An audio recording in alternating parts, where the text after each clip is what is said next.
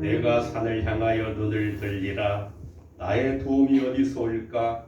나의 도움은 천지를 지으신 여호와에게서로다. 여호와께서 너를 지켜 모든 환난을 면하게 하시며 또 내 영혼을 지키시리로다. 여호와께서 너의 출입을 지금부터 영원까지 지키시로다. 아멘. 사랑과 내가 풍성하신 아버지 하나님, 지난 한 주간 속에는 우리나라 명절인 설날이 있어 많은 사람들이 친지를 방문하고 또 여러 가지 많은 일들 하기를 원했지만은 코로나19라고 하는 것 때문에 우리가 제대로 지키지 못하는 부분이 많이 있었습니다. 그러므로 참으로 많은 어려움들이 있었지만 우리가 무사한 가운데 잘 지낼 수 있도록 인도하심을 감사드립니다. 우리가 마음가짐을 새롭게 하고 우리에게 주어진 삶을 살기를 원하오니 주여 우리에게 새 힘을 주시고 항상 소망 가운데 살아갈 수 있도록 도와주시되 우리가 환경과 문제만을 바라보는 자로서가 아니라 하나님의 말씀을 의지하여 하나님의 도우심을 구하는 자가 되게 하시고 우리 부대친 여러 가지 많은 위기들과 문제들 앞에 당당할 수 있도록 주의 성령께서 역사하여 주시옵기를 원합니다. 우리 성도들 한 사람 한 사람 가정들 또 주의 나라를 붙들어 주시옵기를 원합니다. 우리가 가고 있는 길이 바른 길인가를 우리는 잘 알 수 없사옵니다. 그러나 선한 목자 되신 주님께서 우리의 갈 길을 인도함으로써 안전할 수 있을 믿사오니 우리가 더욱더 주를 신뢰하며 의지할 수 있게 하옵소서. 우리 가운데 여러 질병으로 고난당하는 자들이 있습니다. 믿음이 연약한 자들이 있습니다. 노인들이 있습니다. 주께서 붙잡아 주시고 우리 각자의 형편과 처지에 따라서 적절한 은혜로 함께하여 주시되 우리 하나님의 백성임을 자각하게 하시고 주의 뜻을 따라 살아갈 수 있도록 인도하옵소서. 오늘 예배 가운데 주의 임재하심을 경험하기를 원하며 주의 말씀에 대한 바른 이해와 지식을 갖기를 원하오니 주 성령께서 우리 가운데 역사하여 주옵소서. 우리 구주 예수님 이름으로 기원하옵나이다. 아멘. 찬송 21장 함께 찬양하시겠습니다.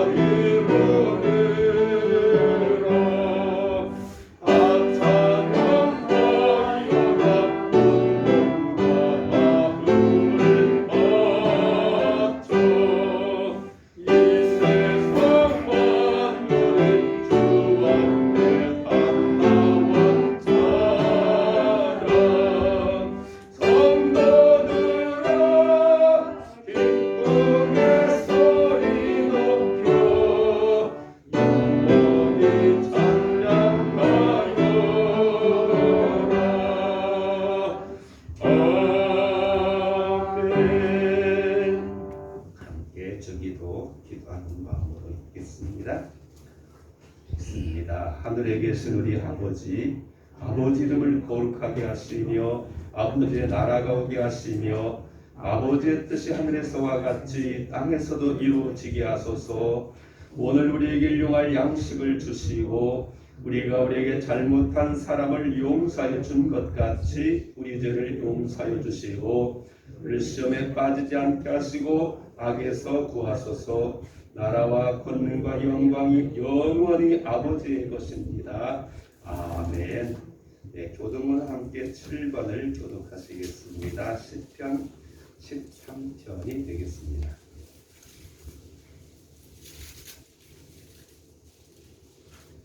여호와여 어느 때까지니까 나를 영원히 잊으시나이까? 주를 나에게서 어느 때까지 숨기시나이까? 나의 영혼이 번민하고 종일토록 마음에 근심하기를 어느 때까지 하오며 내 원수가 나를 치며 사랑하기를 어느 때까지 하리? 여호와 내 하나님이여 나를 생각하사 응답하시고 나의 눈을 밝히소서. 두렵건대 내가 사망의 잠을 잠가고 두렵건대 나의 원수가 이르기를 내가 그를 이겼다 할까 하오며 내가 흔들릴 때에 나의 대적들이 기뻐할까 나이다. 나는 오직 주의 사랑을 의지하였사오니 나의 마음은 주의 구원을 기뻐하리이다. 내가 여호와를 찬송하리니 이는 주께서 내게 은덕을 베푸심이로다. 아멘. 85장 함께 찬양하시고 예배를 위해서 백종선 권사님 인도해 주시겠습니다. 85장 구주를 생각만 해도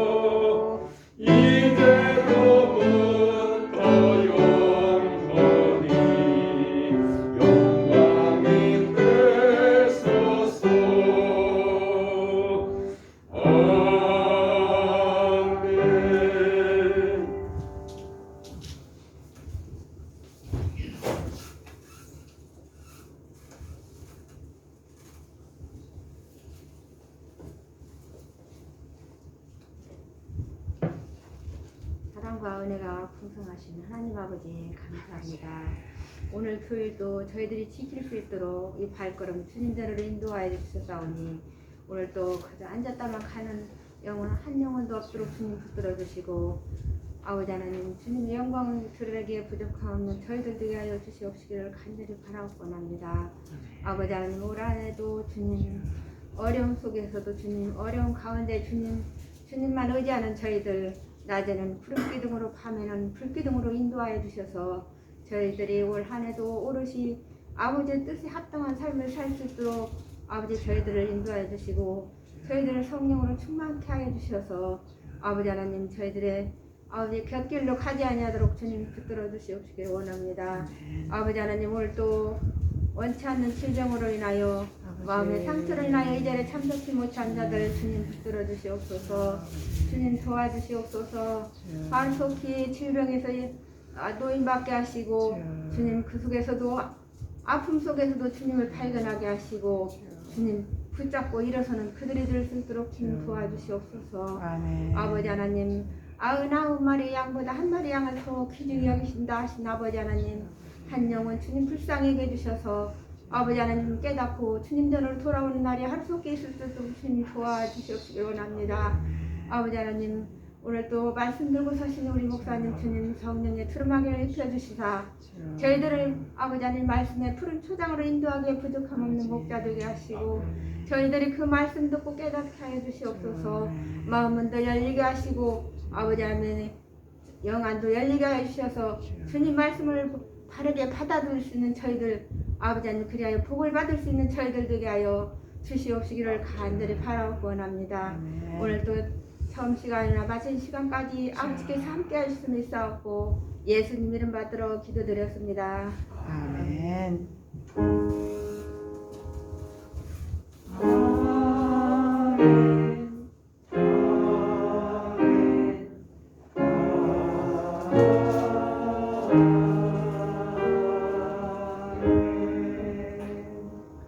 하나님 말씀 보시겠습니다. 히브리서 11장 17절에서 19절까지 말씀 보시겠습니다. 한껏 같이 읽겠습니다. 히브리서 11장 17절에서 19절까지 말씀을 합독하시겠습니다.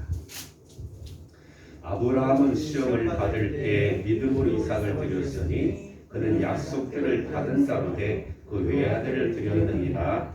그에게 이인이 말씀하시기를 내 자손이라 칭할 자는 이삭으로 말미암았으리라 하셨으니 그가 하나님이 능히 이삭을 죽은 자 가운데에서 다시 살리실 줄로 생각한지라 비유컨대 그를 죽은 자 가운데서 도로 받은 것이니라. 아멘. 네, 우리 함께 찬양하는 시간 갖도록 하겠습니다. 찬양을 467장 높으신 주께서 낮아지시면 함께 전도님을 가는 3절 간식으로 하겠습니다. 467장입니다.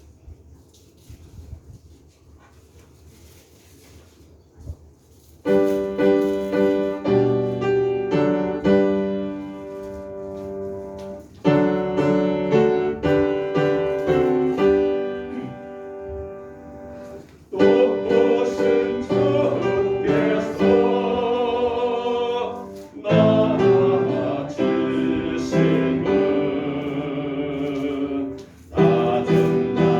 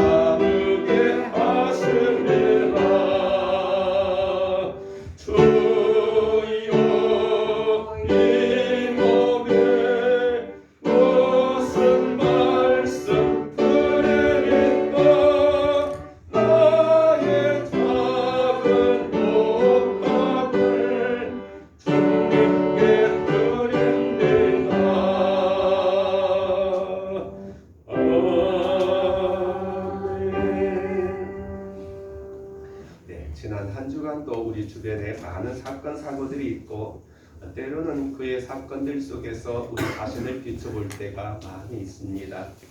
안타까운 일은 20대 젊은 부부가 2주밖에 안 된 아이를 때려서 죽은 사건을 통해서 참 안타까움을 금할 길이 없습니다. 아이가 저를 토했다고 때렸다고 하는데 아니 2주밖에 안 되는 아이, 정말로 핏덩이에 불과한 아이를 그렇게 생각하는 것. 아이들은 젖을 토할 때도 있고 뭐 그렇게 되는 건데 그것을 어떻게 그렇게 했는지 참 보면 너무 안타깝습니다.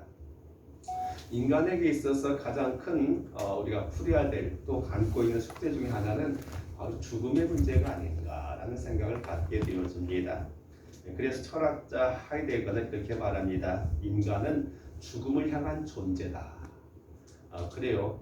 제가 좀 어렸을 때 좀 그런 생각을 가졌습니다. 이 죽음의 문제, 제가 13살 때 아버지가 돌아가셨는데 아버지가 돌아가시고 난 다음에 문득 그런 생각이 들었습니다.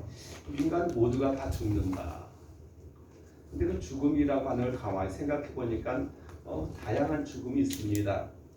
뜻밖의 예고지 않는 그런 죽음이 있습니다. 지난 주간에도 뭐 교통사고로 돌아가신 분도 있고 바다에 빠져서 돌아가신 분도 있고 불에 타서 돌아가신 분도 있고 뜻밖의 예고되지 않는 그런 죽음이 있는가 하면 또 어떤 분들은 연세가 많으셔서 또는 병원에 입원하셨다가 예고할 수 있는 그런 죽음도 있습니다. 또 안타까운 것은 보니까 20대 젊은 처자가 코로나19 확진 판정 받고 난 다음에 사흘 만에가 죽었다고 하는 사실 속에서 이 코로나19가 자꾸 변이되면서 우리가 제대로 대처하고 있는가라는 생각을 가져보면서도 두려움을 갖게 되어지는데요. 사실 이 죽음의 문제, 그래서 결국은 연세가 들면 다 또 죽는 거 아니겠습니까? 근데 깨끗한 죽음이 있는가 하면 때로는 정말 고통스러운 그런 죽음이 있습니다. 당사자는 물론이거니와 주변 사람들을 참 곤란하게 하고 힘들게 하고 어렵게 하는 가운데 그런 문제들을 우리가 보면서 참 그렇습니다. 과연 죽음은 모든 인간의 그런 종말인가라는 그런 생각을 갖게 되어집니다. 시인 농표로 이렇게 말합니다. 인생은 참되고 진지한 것, 무덤은 인생의 종국은 아니다. 그렇게 말씀하고 있고 테니스는 그렇게 말했습니다. 모든 것이 무덤에서 끝나야만 한다면 인간이 이 세상에 존재하는 이유는 도대체 무엇이냐 이렇게 질문하게 되어 있는데요. 우리가 성경에 보면은 욥은 욥기서에서 그렇게 오래전에 말하고 있는 걸 보게 됩니다. 사람이 죽으면 어찌 다시 살릴까? 욥기 14장 14절에 반문했던 그런 질문이 있었습니다. 오늘 성경 말씀 본문 속에서 아브라함의 믿음을 말하면서 그 아브라함은 예수 그리스도께서 이 땅에 오셔서 십자가에 돌아가시고 사흘 만에 부활하신 사건 이전에 구약의 오래된 성도로서 이미 부활의 신앙을 갖고 있었다라고 하는 그런 사실을 우리에게 증거하고 있고 그는 바로 그런 믿음을 가지고 있었기 때문에 인간으로서 또는 부모로서 가장 힘들고 어려운 그런 결단의 순간에도 그 하나님 말씀을 힘입어서 하나님 앞에 인정받는 합격되는 그런 믿음을 보여줬다라고 말하고 있습니다. 오늘 우리는 계속 믿음을 살펴보는 가운데 있습니다. 현대 사회를 살아가면서 정말로 어렵고 힘든 것 중 하나는 점점 사람들 사이에 믿음이 소외되어지고 있다는 사실입니다. 왜냐하면 눈 뜨고도 코베가는 그런 세상이 되다 보니까 참 누구를 믿어야 될 것인지 믿었다가 우리가 이익을 보는 게 아니라 오히려 믿었다가 큰 손해와 낭패를 당하는 일들이 자주 있다 보니까 우리는 또 문을 걸어 잠그고 있고 사람과의 그런 담들이 더욱 높여지는 그런 사회 속에 살고 있는 것을 우리가 볼 수가 있겠습니다. 참으로 그런데 오늘 아브라함은 오늘 우리에게 굉장히 중요한 그런 믿음을 보여주고 있습니다. 로마서 14장 6절에 보면 4장 16절 보니 이렇게 말합니다. 모든 믿는 자의 조상이다. 이건 굉장히 영예로운 칭호가 될 수밖에 없습니다. 과거의 시대의 사람들 그리고 오고 오는 그런 모든 믿음의 조상이 바로 아브라함이다라고 성경은 단언적으로 말씀하고 있는 것입니다. 뿐만 아니라 갈라디아 3장 7절에 보면은 모든 구원받은 자들은 아브라함의 자손이라고 못을 받고 있는 것을 보게 되는데요. 이 아브라함의 믿음이 도대체 무엇인가 우리가 생각해 보면요. 17절에 아브라함은 시험을 받을 때 믿음으로 이삭을 드렸으니 라는 말씀을 하고 있습니다. 사실 우리 생활 속에서요 믿음도 테스트를 많이 받습니다. 하나님께서는 아브라함을 최종적인 그런 테스트 믿음의 시험을 하게 될 때 하나님 앞에 아들 이삭을 드림으로써 그렇게 말씀하시죠. 참으로 네가 그동안도 나에게 믿음을 보여줬지만은 네가 이제야 나를 참으로 하나님으로 섬기는 것을 내가 알았다고 인정받는 그런 결정적인 사건이 독자 이삭을 하나님께 바쳤던 것을 보게 됩니다. 그래서 우리가 이 아브라함의 믿음을 통해서 볼 수 있는 게 뭐냐? 아브라함의 믿음은 바로 최후의 승리를 확신하는 그런 믿음이었다라고 말하고 있습니다. 흔히 그런 말이 있습니다. 누가 강한 자냐? 끝까지 살아남은 자가 강한 자다. 그렇습니다. 재주 많다고 해서 똑똑하다고 해서 어느 커다란 업적을 남긴 것만이 아니라 견뎌내고 마지막에 웃는 자가 깃발을 꽂는 자가 승리자가 되어주는 것처럼 우리 인생이 그런 거 아니겠습니까? 도중에는 미리 했다가도 언젠가 때가 되면 드러나게 되어지고 이제 그래서 끝에까지 견디는 사람이 이길 수 있다라고 말씀하고 있는 걸 보게 됩니다. 우리가 잘 아는 대로 아브라함에게 있어서 이삭은 어떤 존재입니까? 그는 유일무이한 아브라함의 희망이었습니다. 미래였습니다. 그의 모든 인생의 이제 결정적인 것이라고 말씀할 수 있을 정도로 굉장히 중요한 사실입니다. 그런데 어느 날 하나님께서 아브라함에게 나타나셔서 그 독자 이삭을 번제로 드리라고 말씀합니다. 하나님의 드리는 제사도 형식이 여러 가지가 있습니다. 번제가 있고 그 다음에 뭐 화목제도 있고 다양한 그런 제사가 있는데 번제는 제물을 갖다가 이게 떠가지고 불 살라가지고 하나님께 드리는 그런 겁니다. 근데 아들을 하나님께 번제로 드리라고 하는 그런 명령이 창세기 22장 2절에 소개되어지고 있습니다. 그런데 아브라함에게 있어서 이 이삭이 어떤 존재인데 하나님 그걸 바치라고 말씀하고 계십니다. 그런 말씀이 있죠. 어떤 사람이 아들이 5명 있었습니다. 근데 그의 친구는 자식이 하나도 없는 사람이라서 야 너 자식이 많으니까 아들 많으니까 그 중에 하나 나에게 양자로 주라 라고 했었습니다. 그래서 뭐 5명이나 되니까 1명 정도 줄 수 있다고 생각해가지고 집에 와가지고 가만히 자고 있는 자식들을 가만히 들여다보니까 큰아들은 큰아들이라 못 주게 생겼고 둘째 아들은 참으로 건강하고 씩씩해서 못 주게 생겼고 셋째 아들은 머리가 좋아서 못 주게 생겼고 넷째 아들은 몸이 약해서 못 주게 했고 막내는 막내라서 못 주게 했고 보니까 아무도 줄 사람이 없어요. 그래서 거절했다는 우스갯소리가 있는데 이 아브라함에게 있어서 이삭은 어떤 존재입니까? 정말 그렇게 그를 얻고자 해서 어떤 의미에서는 아브라함의 믿음의 시작은 이삭이 없었기 때문에 생긴 것이라고도 볼 수 있습니다. 갈대아 우리가 살고 있던 아브라함에게 있어서 가장 큰 아픔은 자식이 없다는 것이었습니다. 그의 아내 사레가 임신하지 못하는 그런 성녀였고 그걸 어떻게 할 수 없었습니다. 그런데 어느 날 하나님이 나타나셔서 내가 너로 큰 민족이 되게 하겠다는 약속을 붙고 그는 완전히 그 말씀을 붙들게 되어졌습니다. 그리고 그 말씀 따라서 갈 바도 알지 못하고 미지의 세계를 향해서 기꺼이 떠날 수가 있었고 그나마 그 아이를 얻을 때 얼마나 많은 어려움이 있었습니까? 자기 나이가 100세가 돼가지고 아내의 나이 90세가 돼가지고 얻었던 정말로 초현실적인 하나님의 큰 축복이자 선물이었던 것이 이삭이었습니다. 그를 얻고 그는 세상을 얻은 것처럼 기뻐했습니다. 그래서 보면은 아브라함이 이삭에게 홈박 빠져 있었습니다. 성경에 보면은 하나님께서 아브라함에 나타나신 때가 이삭에게 꼭 빠져가지고 있었을 때 어느 날 갑자기 나타나셔서 그에게 이와 같은 정말 놀라운 명령을 내릴 수밖에 없었다고 하는 사실인 거죠. 그때 아브라함이 느꼈을 충격은 우리 상상을 불허한다고 생각해 볼 수 있습니다. 여러분 우리 같으면 어떻겠습니까? 하나님께서 오늘날 갑자기 나타나셔서 네가 가장 사랑하는 것 나에게 바치라고 말한다고 한다면요 오늘날 교회 안 다닐 사람 참 많을 것 같아요. 안 그렇겠습니까?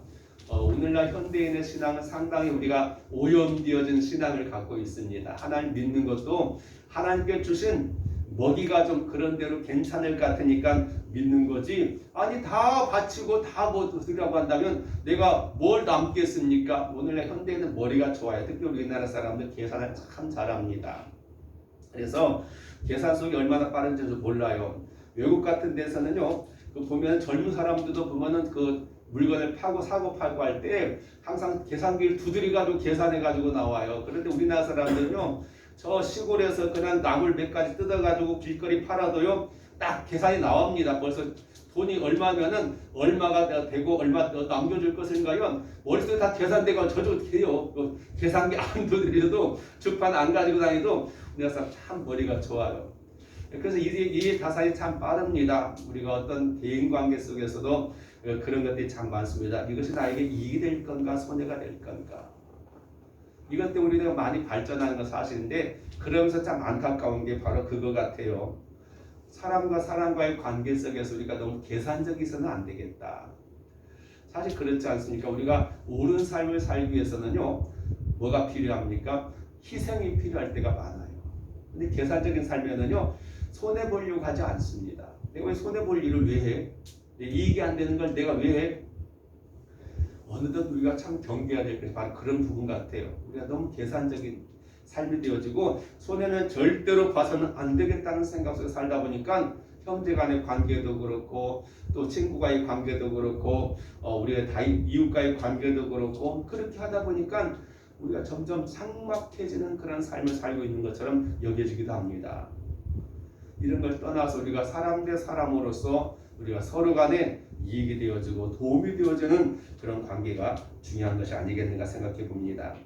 하나님께서는 아브라함에게 말씀하셨습니다. 이 이삭을 통해서 너로 큰 민족을 이루게 하겠고 하늘의 별과 같이 바다의 모래처럼 수많은 그런 유산을 남겨주겠다고 했는데, 아니 그 아들을 하나님께서 바치라고 한다면 여기 우리가 굉장히 의문을 품을 수밖에 없습니다. 아니 하나님 그 무슨 되는 거 아닙니까? 아니 하나님 망령 되신 거 아니겠습니까? 그렇잖아요. 우리가 생각해 볼 수 있습니다. 그런 약속을 받기 전이라고 한다면 하나님 말씀에 따라서 뭐 그럴 수 있겠죠. 하나님이 주신 거니까 욥의 고백처럼 내가 하나님께 받았으니까 하나님께 돌려드리는 건 당연한 거라고 생각할 수도 있겠습니다만은, 아니 그 아들을 통해서 뭔가 이루시겠다고 했던 그 하나님께서 어느 날 그 아들을 번제로 바치라고 하셨습니다. 그때 아브라함의 마음속에는 회의가 들어갈 수밖에 없었을 겁니다. 의심이 생길 수밖에 없었을 겁니다. 차라리 자기 목숨 바치라고 한다면 기꺼이 하나님 그거 그렇게 하겠습니다라고 쉽게 대답할 수 있는 상황이었지만, 그러나 아들을 드리라고 말하고 할 때 그는 참 어렵다고 볼 수 있습니다. 그런데 아브라함은 그것에 하나님께 자기 아들을 바치게 되어졌습니다. 그래서 로마서 4장 17절 이렇게 말합니다. 그가 믿은 바 하나님은 죽은 자를 살리시며 없는 것을 있는 것으로 부르시는 이시니라 라고 말씀하고 있습니다. 그 이전에 죽었다가 살아난 사람이 있었다고 한다면 그 살을 통해서라도 그래 어떤 사람 보니까 자식을 하나님께 드렸더니 하나님께 다시 살리셨어, 뭐 그렇게 하면은 뭐 모르겠습니다. 그러나 전혀 그런 사건은 있을 수도 없었고 들어본 적도 없는 그런 사실이었습니다. 그런데 아브라함의 마음속에는 뭐가 있었어요? 처음에 그를 부르실 때 그에게 주셨던 약속의 말씀을 믿었기 때문에 분명히 하나님께는 방법이 있을 거다, 길이 있을 거다. 내 생각으로는, 내 이성으로는, 내 논리로는 이것을 이해할 수도 없고 수용할 수도 없지만, 그래서 그는 기꺼이 그 말씀에 순종했던 걸 보게 됩니다. 또 우리가 창세기를 보면은 그 중요한 일을 함에 있어서 가장 가슴 아플 사람이 누굽니까? 바로 사라 아닙니까? 사라. 성녀였던 그에게 그 아들은 자기 생명보다도 귀한 것이었습니다. 그런데 그 부인과 상의해가지고 협의해가지고 하나님께서 아들 바치라고, 너 어떻게 하면 좋아? 당신 어떻게 했으면 좋아?